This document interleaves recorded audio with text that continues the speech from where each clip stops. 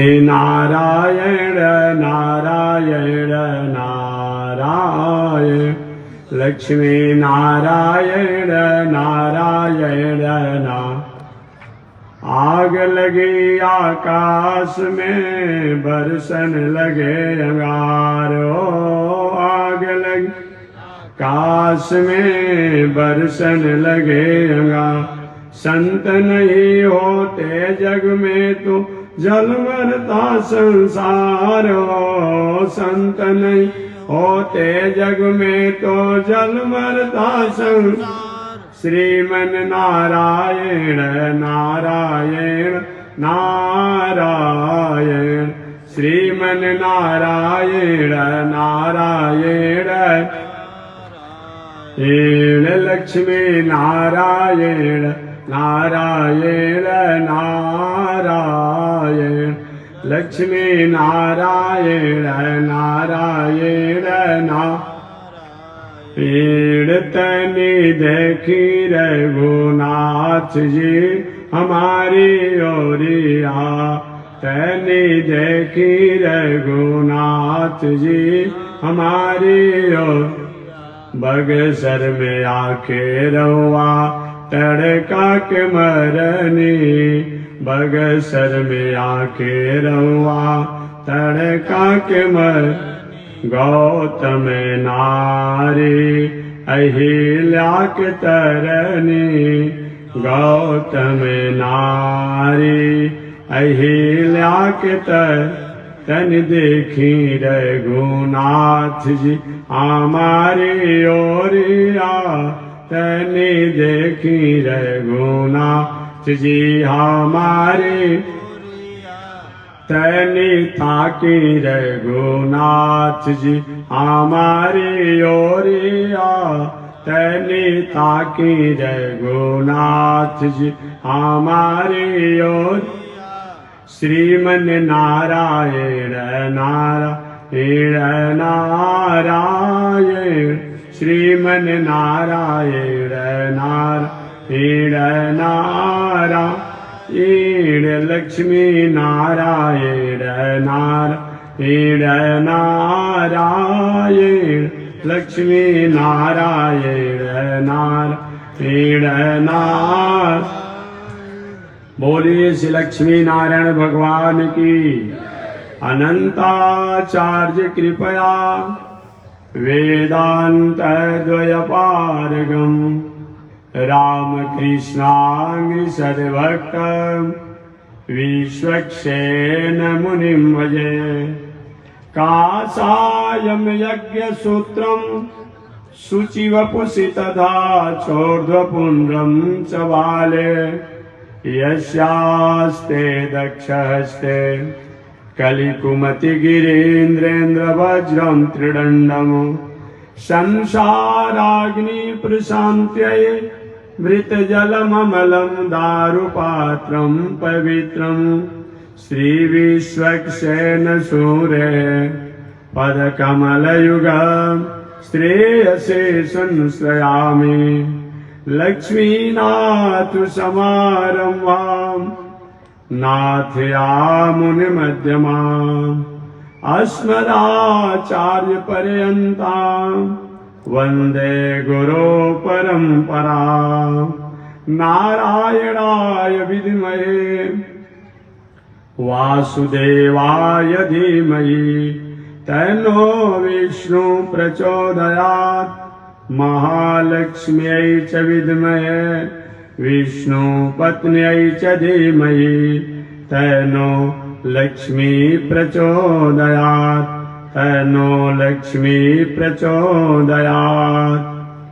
परमाराध्य श्री लक्ष्मी नारायण भगवान नित्य वंदनीय पूज्य गुरुदेव श्री त्रिदंडी स्वामी जी महाराज के जुगल चरणों में कोटिशा नमन।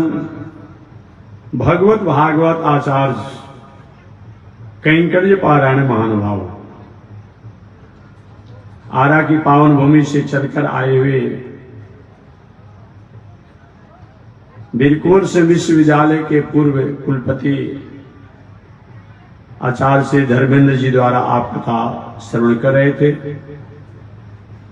पावन भूमि पर मेरे बाद काशी की पावन भूमि से चलकर आए हुए जगत गुरु रामानुजाचार्य स्वामी मुक्ति नारायण जी महाराज द्वारा भी आप कथा श्रवण करेंगे। ठीक 7 बजे से 8 बजे के बीच में 2-4 शब्दों को मैं निवेदन करूंगा। अभी अपने बाद में आएंगे आप अपने काम के लिए 9 बजे से आइएगा आप लोग। हाँ, इसी तरह के पास 9 बजे से आकर तो 2-4 शब्दों को मैं निवेदन करूंगा। पिछले दिन मैंने निवेदन किया था मानव जीवन और धर्म, इन दोनों का संबंध क्या है। जब तक किसी से संबंध नहीं होता है उसके प्रति हमारी स्थिति और रुझाने नहीं होती है। बिन जान न होके प्रीति, जब तक किसी के बारे में हम जानते नहीं हैं तब तक उसके प्रति हमारा प्रीति नहीं होता है, स्नेह नहीं होता है, अट्रैक्शन नहीं होता है, आकर्षण नहीं होता है, समर्पण नहीं होता है। तो आखिर धर्म को क्यों किया जाए? धर्म से मनुष्य को क्या लाभ है, क्या फायदा है, क्या संबंध है, ये जानना है। धर्म करना चाहिए, धर्म करना चाहिए, धर्म करना चाहिए। विचार तो होगा कि आखिर धर्म से फायदा क्या है। पिछले दिन मैंने निवेदन किया था धर्म केवल हमारे जीवन को एक सुनने के लिए नहीं है। हमारे जीवन का जो भी संस्कृति है, नेचर है, सिग्नेचर है, दिनचर्या है, उन सबका परिचय धर्म है। धर्म को जीवन से अलग कर दिया जाए तो जीवन का कोई मतलब ही नहीं होता है। धर्म ही एक ऐसा है जिसके कारण बाप बेटा से, बेटा बाप से, पति पत्नी से, पत्नी पति से, स्वामी सेवक से, सेवक स्वामी से संबंध बना हुआ है। राजा प्रजा से, प्रजा को राजा से संबंध बना हुआ है। अगर धर्म ना हो तो पशु के समान हमारा आपका जीवन हो जाएगा।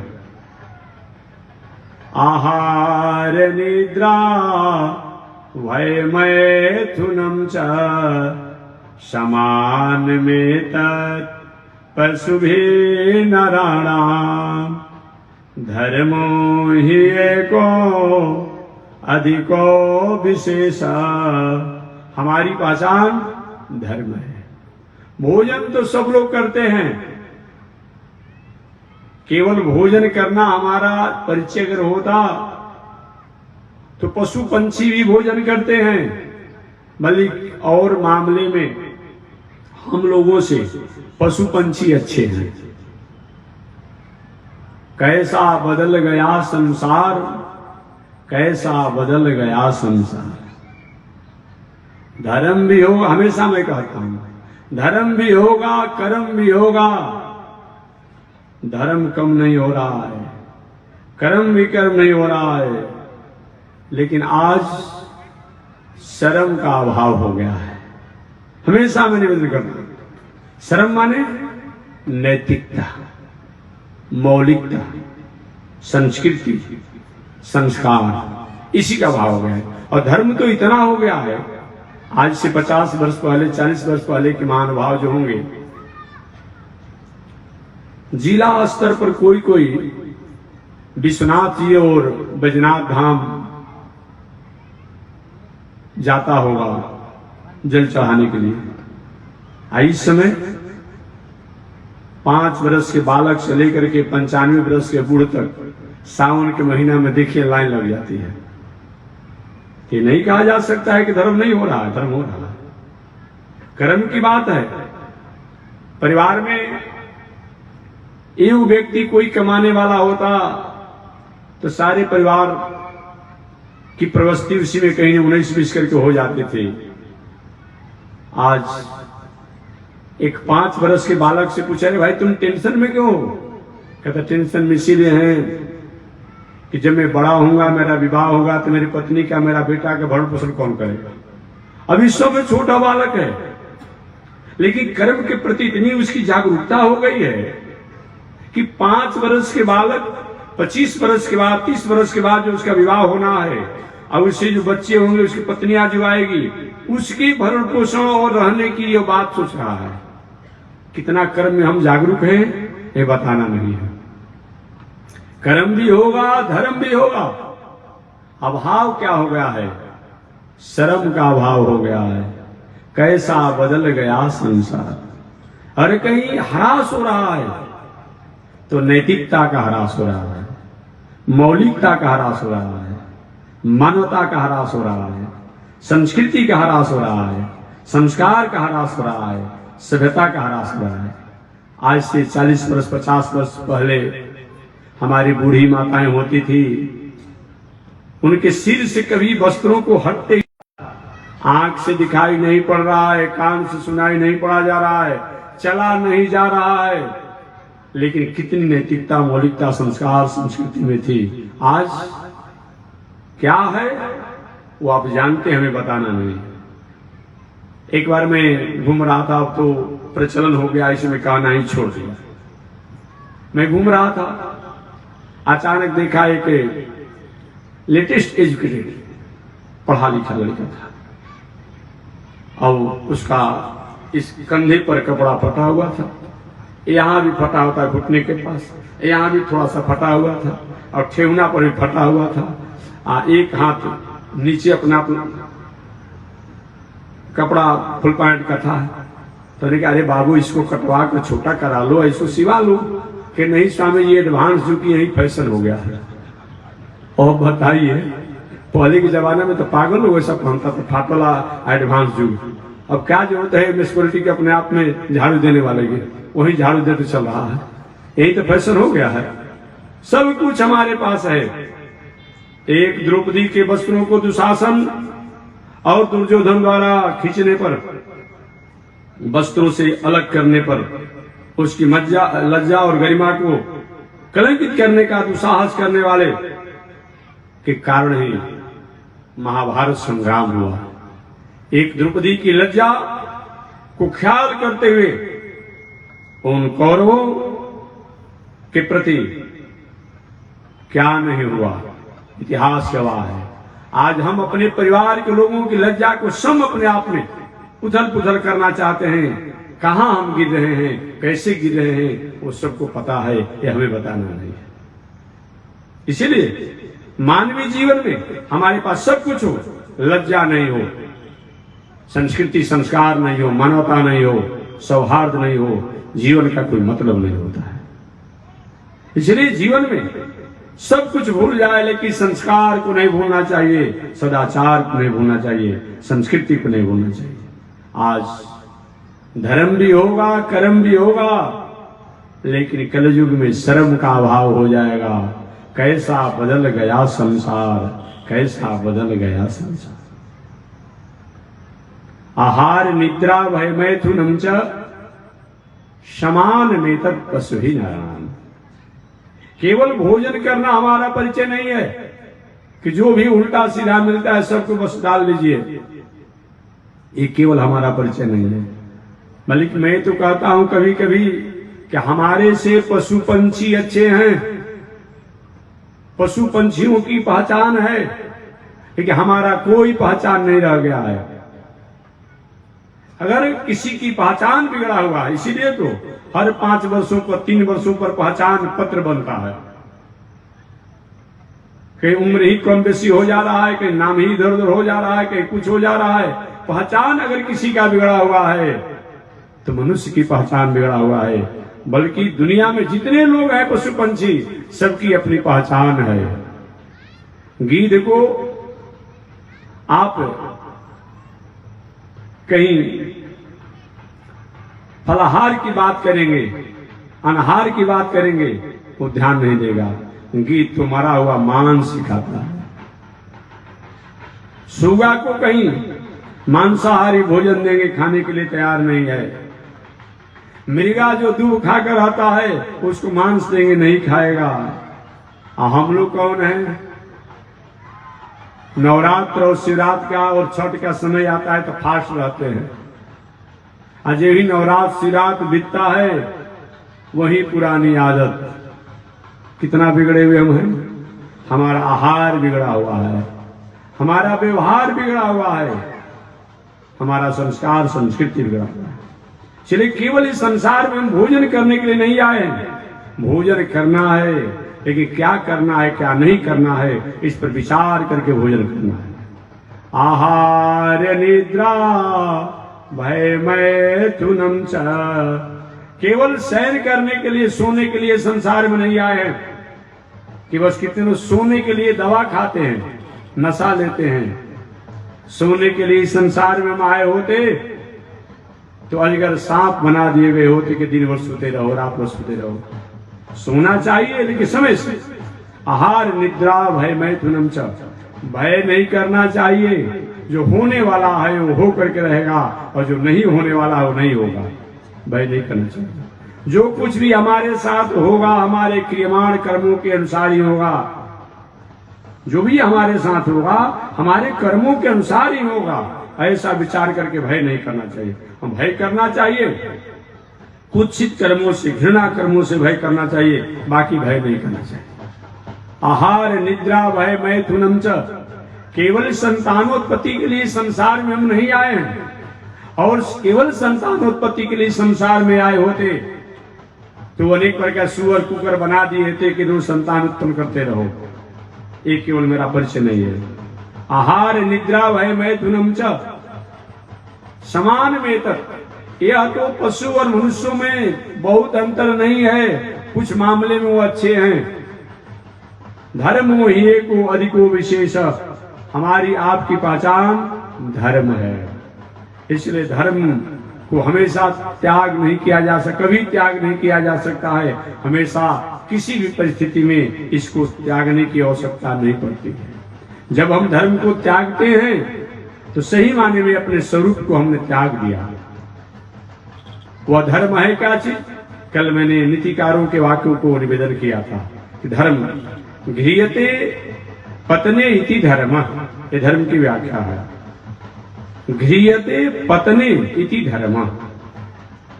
जिनको धरने से, जिनको पकड़ने से हम कहीं पतित हो रहे थे या पतन पर थे, भटके हुए थे, गिरे हुए थे, दिग्भ्रमित थे, परंतु जिसको धर करके, पकड़ करके, मान करके, सुन करके, समझ करके अब हमारा भटकाव वहीं पर रुक जाए, उसी का नाम क्या है?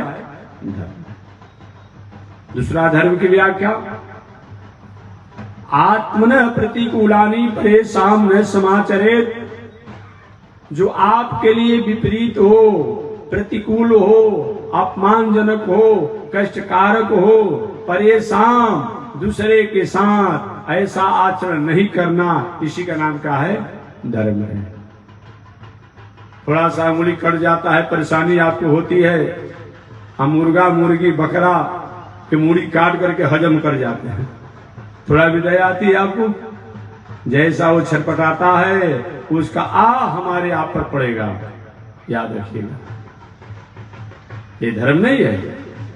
जब जगत जननी जगदम्बा कहते हैं, जब सबकी वो माता है, तो जगदम्बा के पुत्रों को हम आहत करते हैं, हिंसा करते हैं। एक ऐसा जगदम्बा, इसीलिए हमारे आपके लिए आत्मन प्रतिकूलानि परेशान न समाज करे।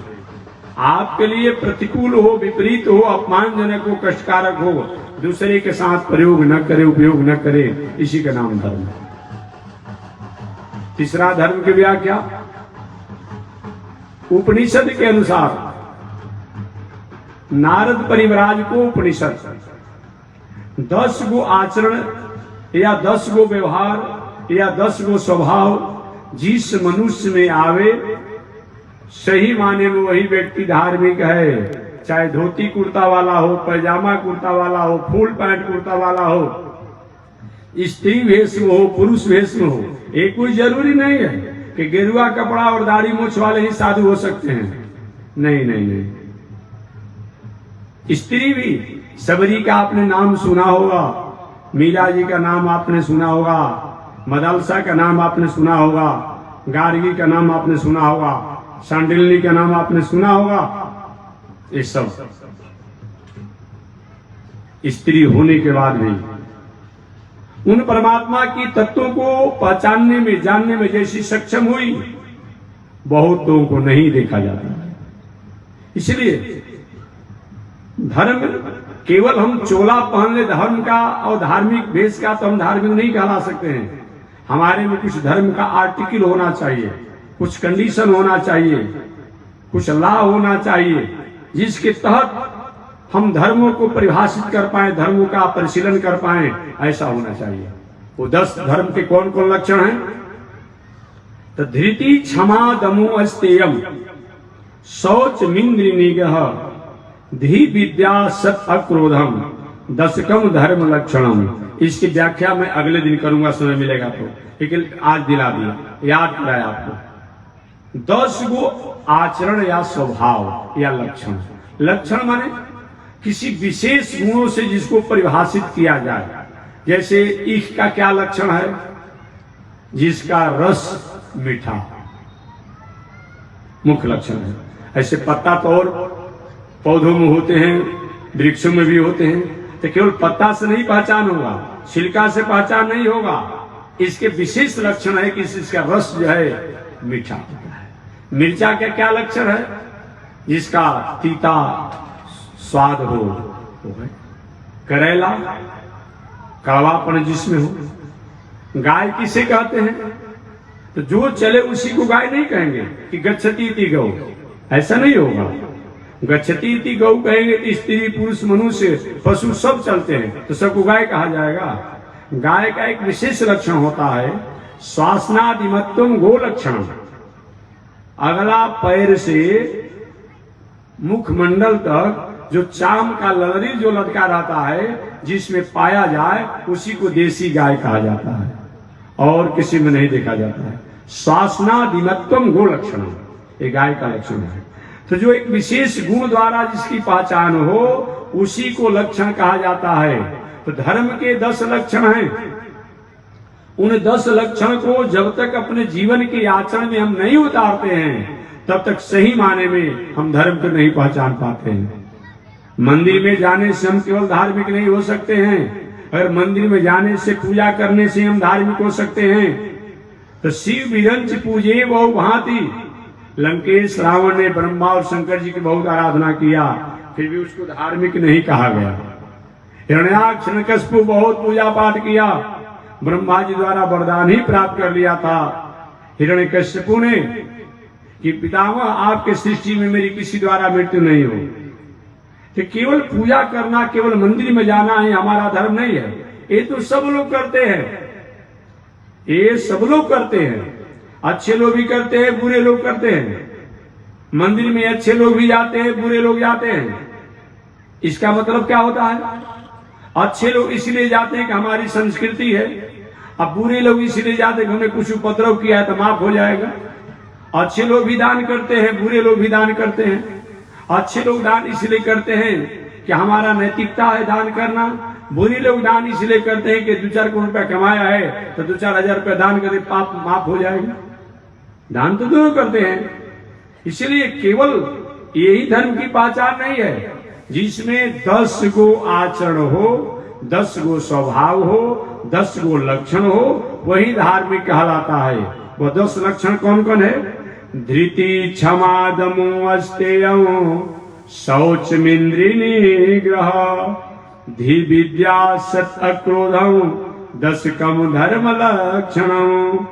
यही 10 धर्म के लक्षण हैं जिस व्यक्ति में पाया जाए, चाहे वो धोती कुर्ता वाला हो, पैजामा कुर्ता वाला हो, स्त्री हो, पुरुष हो। वो कौन कौन? सबसे प्रथम धृति, धैर्य। विषम से विषम परिस्थिति आने पर भी धैर्य को त्याग नहीं करना। व्याख्या कल विस्तार से करूंगा। धृति। दूसरा है क्षमा। धन जन पद प्रतिष्ठा हो जाए, इसका कभी दुरुपयोग नहीं करना, ये क्षमा है। धृति क्षमा। दमो। तीसरा दम, इंद्रियों को संयमित रखना, ये दम है। धृति क्षमा दमो। अस्तेयम, चोरी जबरदस्ती से संपत्ति को प्राप्त नहीं करना। हमारा हक जहां बनता है कि अस्मिता और सौहार्द और मानवता और सहिष्णुता जैसे लोग ने कहीं धर्म को कहीं कब्जा में लिया हो, वहां तो थोड़ा कड़ा होना ही चाहिए, वहां कड़ा होना चाहिए, अनुशासन करना चाहिए। बाकी बताया गया है धृति क्षमा दमु अस्तेयम, अनीति द्वारा नहीं संपत्ति को प्राप्त करना।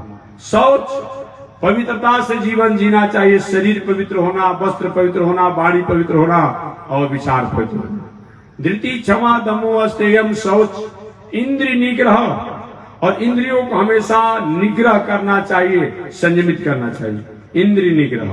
धी, तो लड़किया को डांटी भाई बजा रहा है, थोड़ा सा डांटी कौन पीछे बजा रहा है, या तो डांटी या तो उसके चल जाओ यहाँ से, यहाँ पीछे आऊँ लड़किया, यहाँ आगे किनारे बैठाओ शांति से।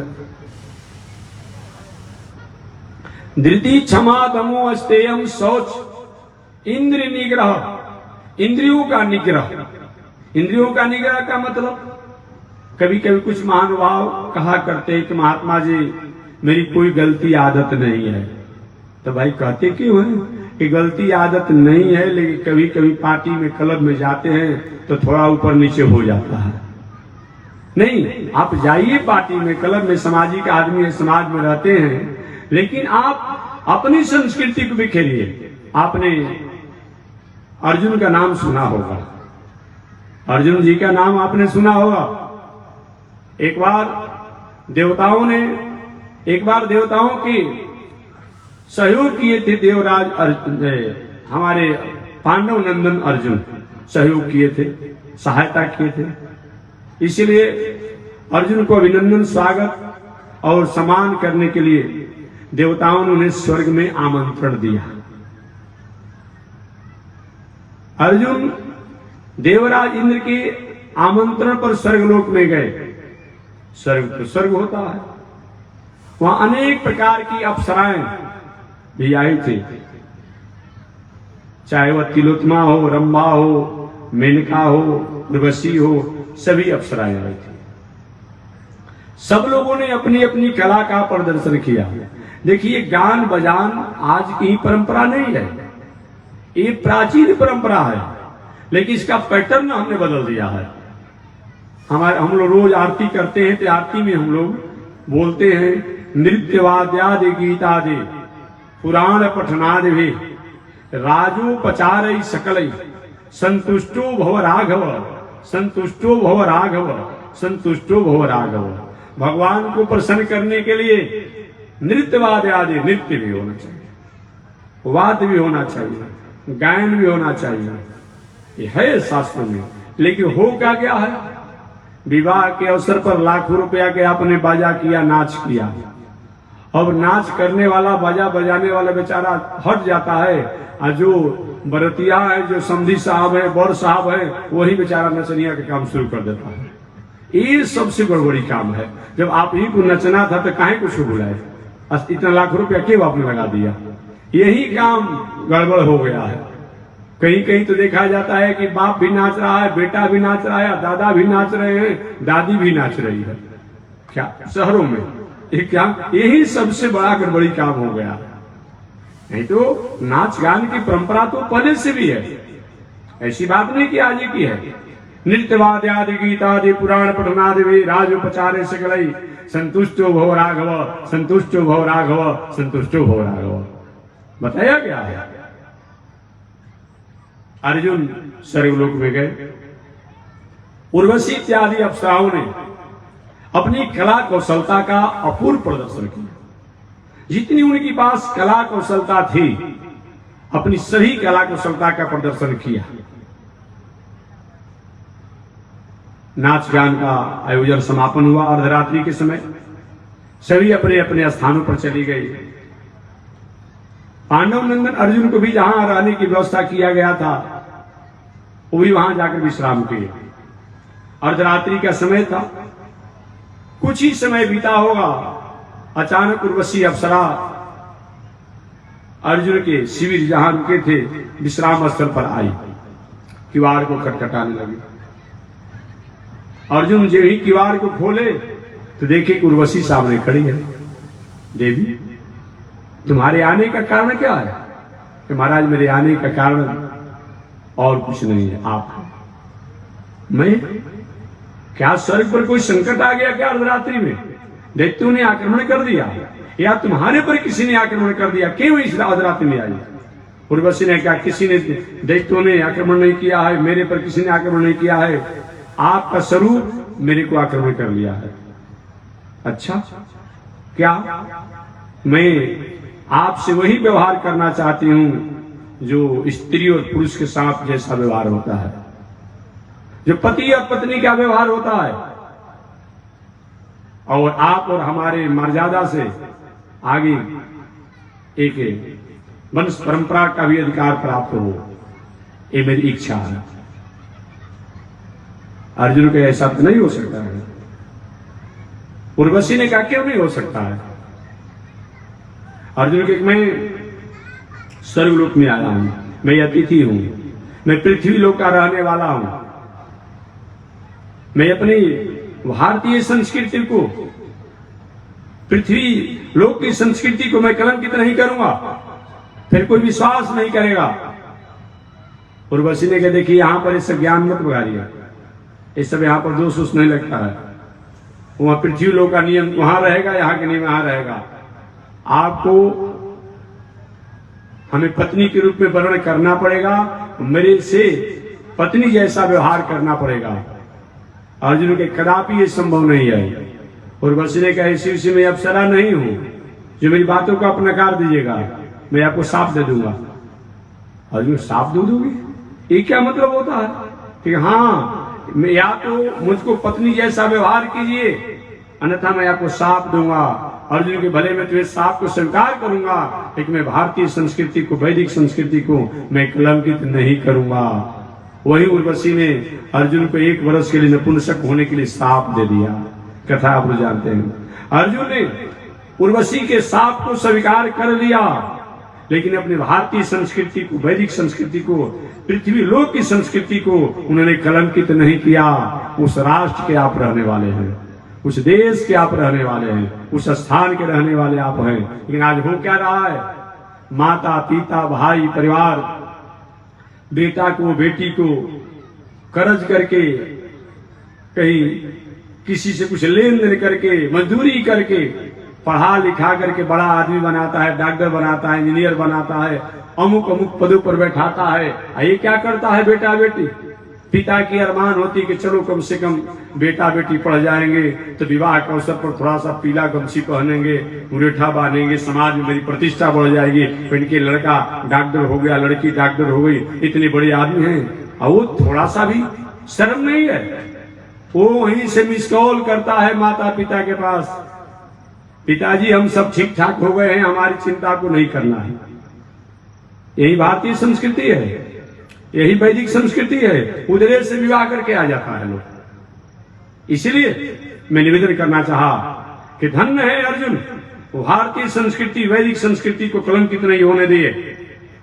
आज अर्जुन का नाम हम लोग याद करते हैं, अर्जुन का नाम याद करते हैं। आप देश में रहे, विदेश में रहे, प्रदेश में रहे, जीविकोपार्जन के लिए आज के अनुसार, लेकिन आप अपनी संस्कृति में रहे, सौहार्द में रहे, मर्यादा में रहे, कहीं कोई बात नहीं।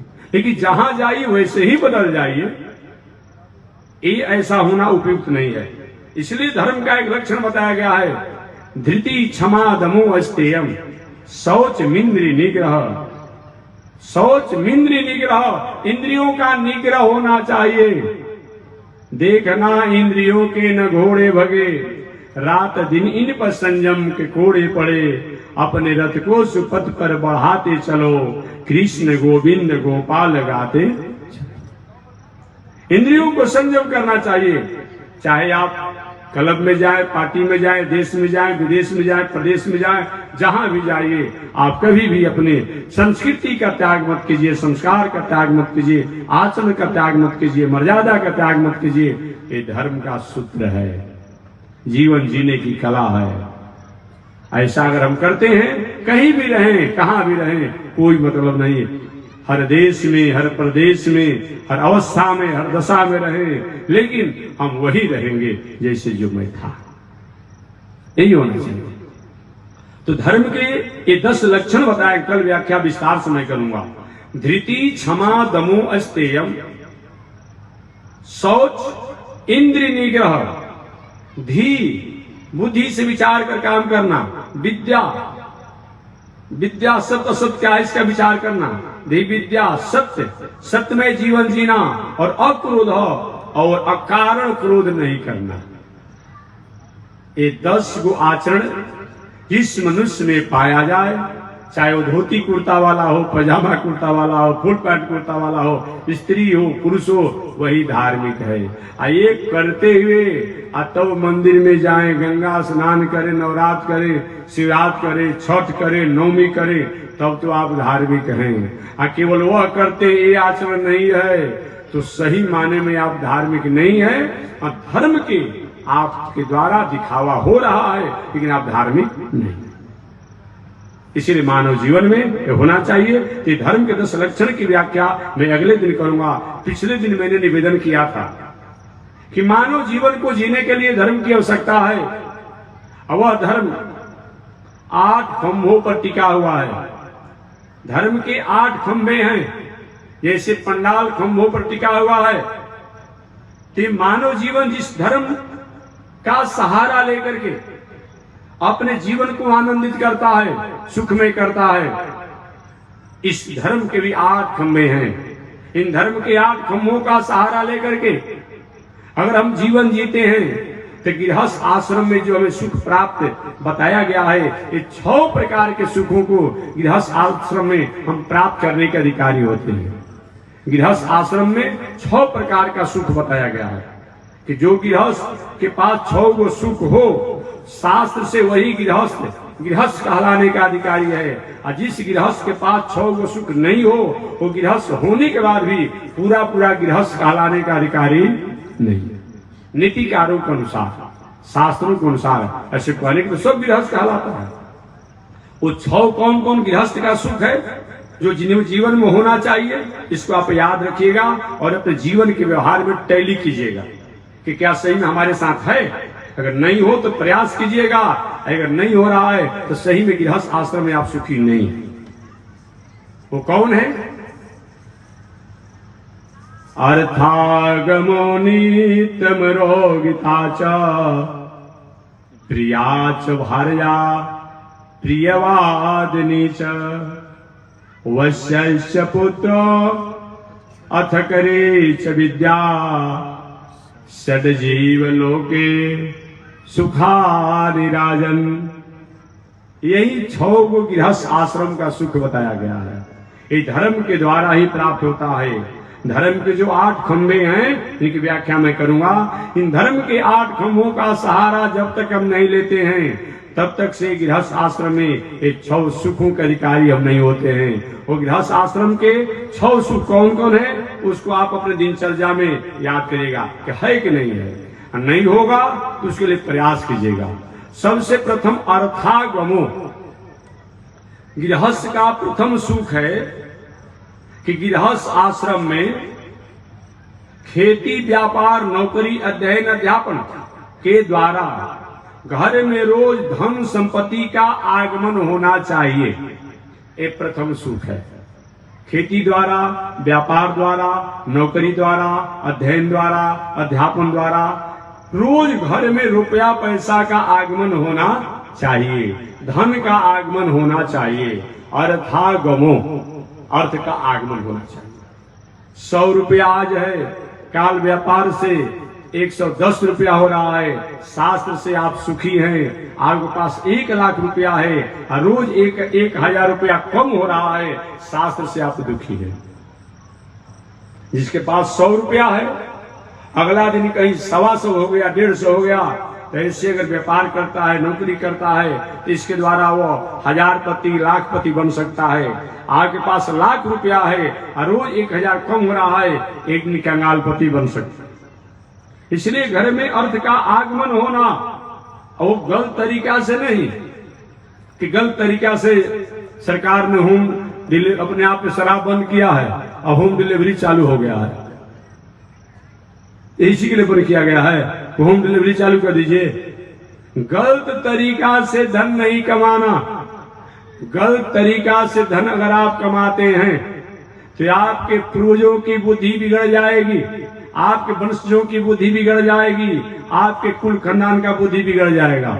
याद रखिएगा, कभी कभी होता है कि गलत तरीका से हमने धन कमाया है तो हमारा कुछ नहीं हुआ, लेकिन हमारे परिवार कुल खानदान का निश्चित रूप में बुद्धि और निश्चित रूप में स्थिति बिगड़ जाती है। ये विचार करके कभी भी गलत तरीका से धन कमाने की कोशिश नहीं करना। अनीति के वृक्ष पर पाप के फल के सुख का स्वाद बहुत दिनों तक आनंद देने वाला नहीं होता है। कुछ दिनों तक तो आप हरा भरा चहल पहल रह सकते हैं, लेकिन अनीति द्वारा अगर आप कमाते हैं तो कमाने के बाद आपके जीवन में शांति नहीं रहेगी। याद रखिएगा, इस पर विचार कीजिए।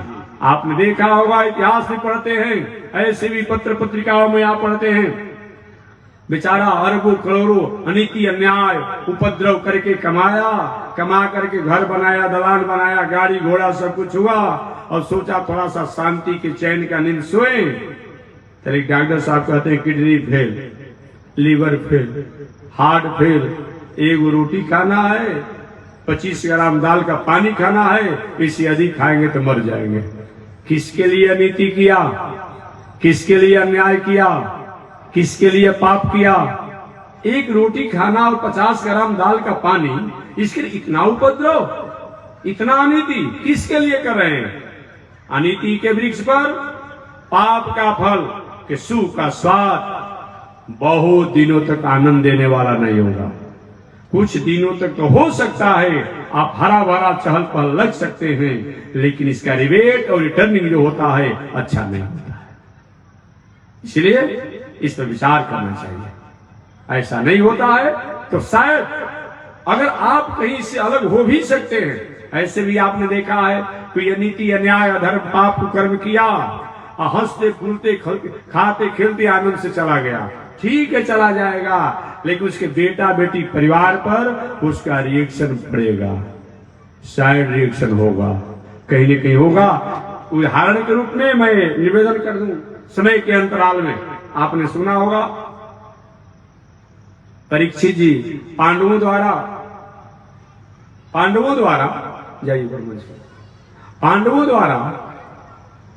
जरासंध के मुकुट को भीम दादा द्वारा ले लिया गया था विजय के रूप में। आप जानते होंगे, पांडव लोग तो उस मुकुट को नहीं पहने, लेकिन उस मुकुट को पांडव लोग अपने तिजोरी में रख दिए थे।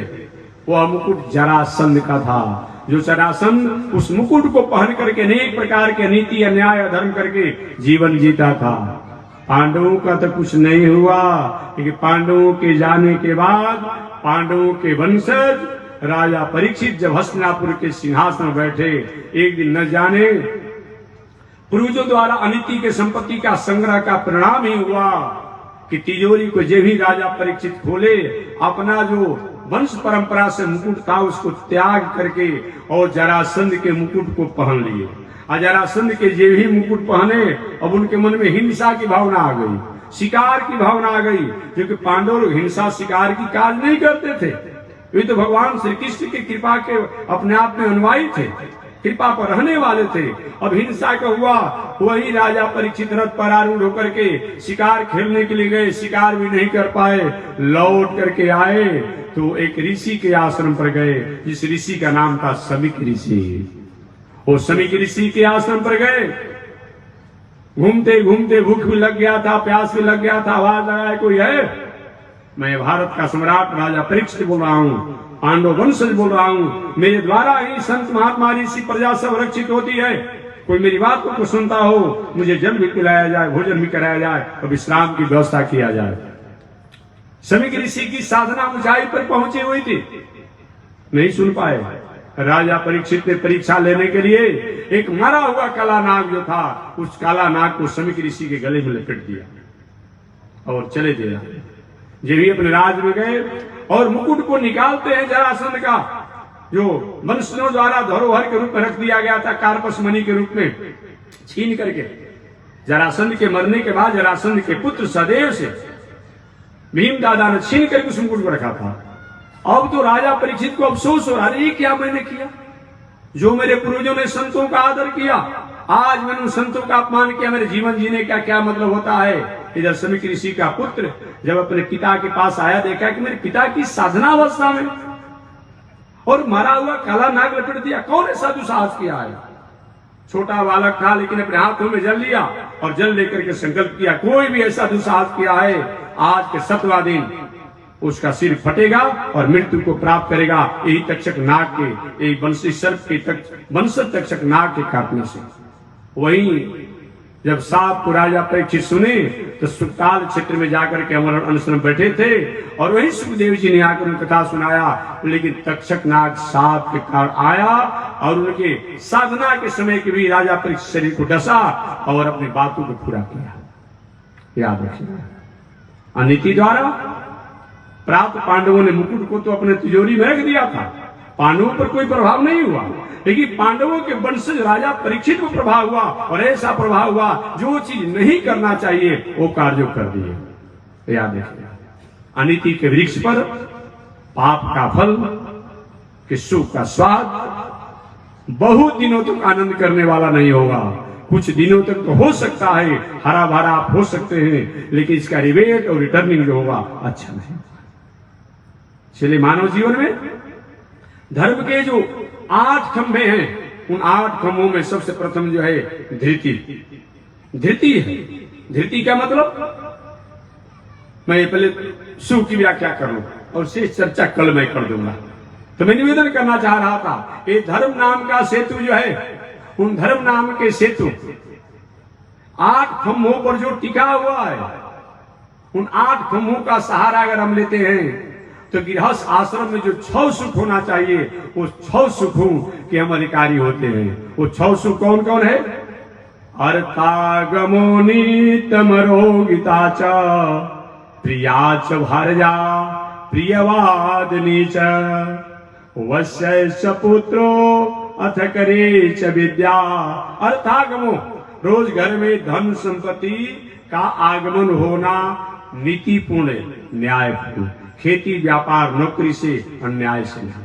अर्थागमो एक गृहस्थ का प्रथम सुख है, रोज घर में धन संपत्ति का आगमन होना, बढ़ना।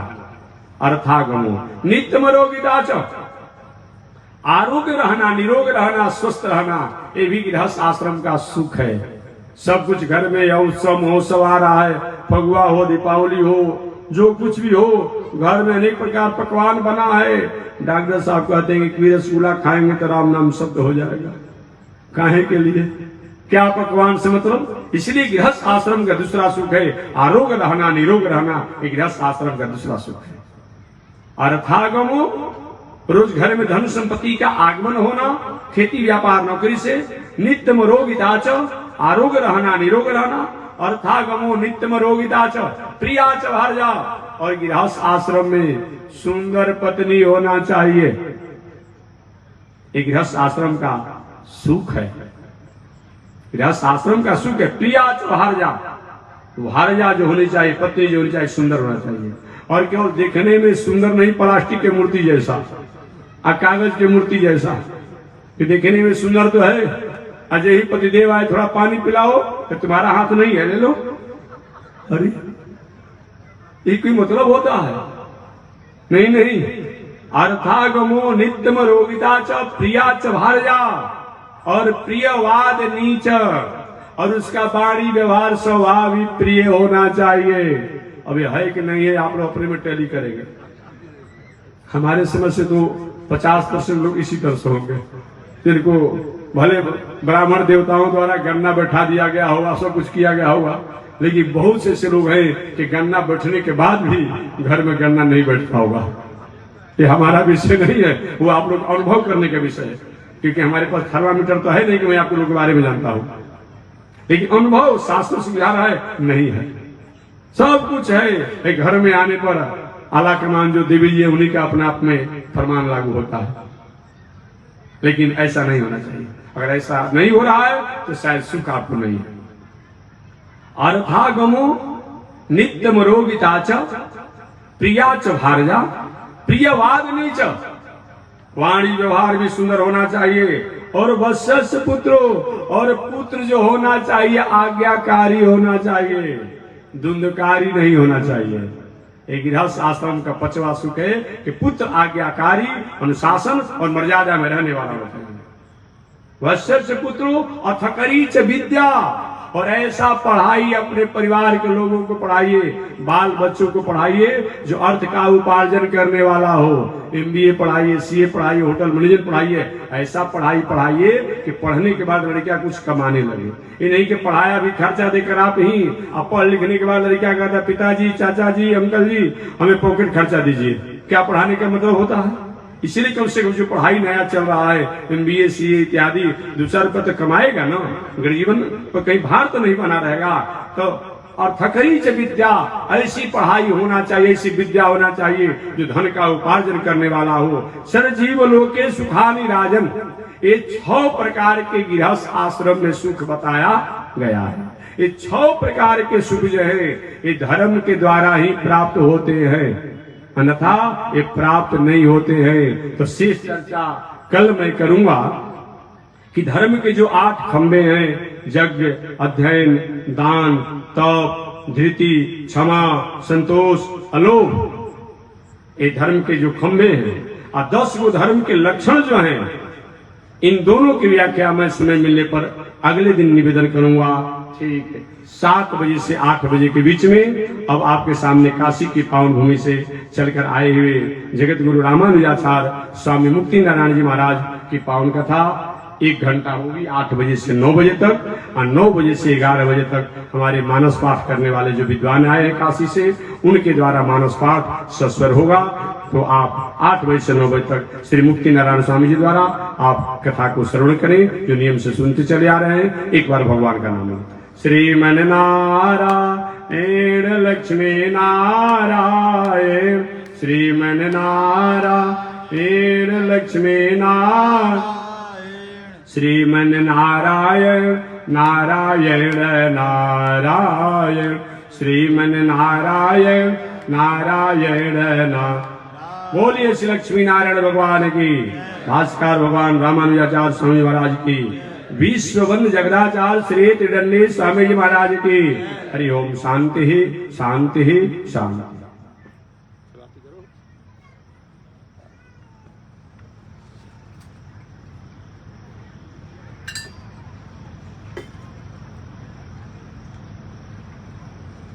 ओम चंद्रवामनसो जात चक्षो सूरजो अजायत, श्रोत्राद्वायुष प्राण सुमुखादग्निरजायत, श्री सते लक्ष्मी शबदन्या भवरात्रे पार्श्वे नक्षत्राणि रूपमस्मिन् व्यातम विषय निघाणामो मयि घाण सर्वलोकम मयि घाण। लक्ष्मी नारायण भगवान की जय।